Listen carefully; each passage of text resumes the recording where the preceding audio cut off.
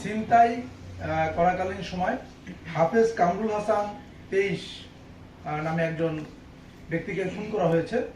গত 18 তারিখ 18/12/2024 রাত 8:40 ঘটিকার সময় আমাদের জনপদ মোড়ের ফ্লাইওভারে উঠতে 200 গজ সামনে ফ্লাইওভারের উপরে একটা কিশোর গ্যাং কর্তৃক ছিনতাই করাকালীন সময় হাফেজ কামরুল হাসান 23 নামে একজন ব্যক্তিকে খুন করা হয়েছে।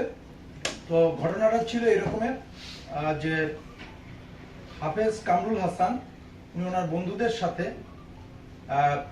সাজেক যাওয়ার উদ্দেশ্যে বাসা থেকে রায়েরবাগ থেকে বাসে করে আসছিলেন এবং তিনি ফ্লাইওভারের উপরে নেমে তারপরে জনপদ মোড়ের যে ফ্লাইওভার উঠতে উনি ওই পথ দিয়ে নামার চেষ্টা করছিলেন এবং ওইটা নামার আগে 200 গজ সামনে 5 জন কিশোর, তারা হলো শাকিল, মোহাম্মদ আশরাফ, রোহান, শিফাত এবং আপন, এরা তার পথ রোধ করে এবং তাকে আমরা যে দুজনকে গ্রেফতার করেছি শাকিল এবং আশরাফ, তারা আমাদের কাছে বলেছে যে তাদের সাথী রোহান তাকে ছুরিকা মানে তার সাথে যে মোবাইল ছিল সেই মোবাইল ছিনিয়ে নেওয়ার সময় তাকে ছুরিকাঘাত করে 3 বার সে চেস্টের উপরে স্টেট করেছে এবং রোহানকে তারা মেরে ফেলেছে। পরবর্তীতে আমরা এটা নিয়ে যখন কাজ শুরু করলাম, আমরা দুজনকে গ্রেফতার করতে সক্ষম হয়েছি। এর মধ্যে শাকিল এবং আশরাফ, তাদেরকে জিজ্ঞাসাবাদে তারা আমাদের কাছে বলেছে যে তারা 5 জন ছিল। তাদের বন্ধু রোহান ব্রিজের উপরে ছিল, তারা হাঁটতে হাঁটতে ব্রিজের উপরে ওঠে।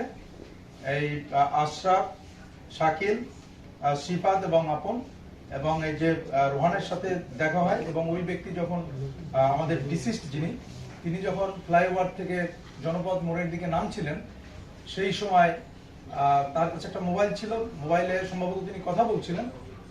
তো যার জন্য তারা সেই মোবাইলটা ছিনিয়ে নেওয়ার চেষ্টা করে। মোবাইল যখন সে ছিনিয়ে নিতে যাচ্ছিল তখন সে স্বাভাবিকভাবেই সে তার মোবাইল দিতে চাচ্ছিল না, তখন রোহান তার কোমর থেকে একটা চাকু বের করে তাকে উপর জুপুরি ছুরিকাঘাত করে এবং ওই ব্যক্তি ওখানে আহত হয়ে পড়ে থাকে। তখন এক ব্যক্তি তাকে নিয়ে প্রথমে ইসলামী হাসপাতাল এবং পরবর্তীতে রায়েরবাগে হাসপাতালের রায়েরবাগ মেডিকেল কলেজে ওখানে নিয়ে যায়, মুগদা মেডিকেল কলেজে নিয়ে যায়। মুগদা মেডিকেল কলেজে ওখানে তিনি ইন্তেকাল করেন। পরবর্তীতে আমরা এই দুজনকে আসলে গ্রেফতার করতে সক্ষম হয়েছে এবং তারা আমাদের কাছে ঘটনাটা স্বীকার করেছে। হ্যাঁ, তাদের গ্রেফতার অভিযান চলছে আমাদের, তাদেরকে আশা করি আমরা যে গ্রেফতার করতে সক্ষম হব। ছিনতাইয়ের ঘটনা, কারণ আমরা যে তথ্য পেয়েছি যে এই ঘটনার পরে তারা যে মোবাইলটা নিয়ে গেছে, নিয়ে মোবাইলটা বিক্রিও করেছে 2500 টাকায় এবং এইটা গুলিস্তানে তারা বিক্রি করেছে, এই তথ্য তারা স্বীকার করেছে। তো এইখানে এইটার সঙ্গে ওইটা রিলেট করার কোনো সুযোগ নাই, ওই ধরনের কোনো ঘটনা নাই।